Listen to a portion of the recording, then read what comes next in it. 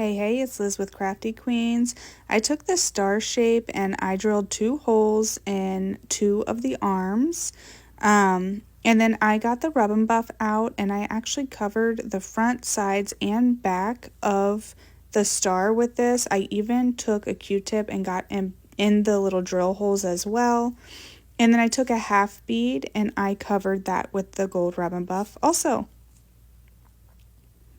Then I took a black paint marker and I gave our little star some eyes, and then I took some blush with a blending makeup brush and gave him some cheeks. We're going to give him a mouth. I went around the entire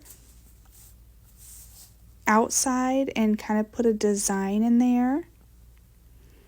And then I took some white paint and water and I just flicked with a toothbrush onto the star. And then we're going to give him some eye shine and some freckles and give all that a good dry. I took some rusty wire and I am going to make this a little ornament with a rusty wire hanger.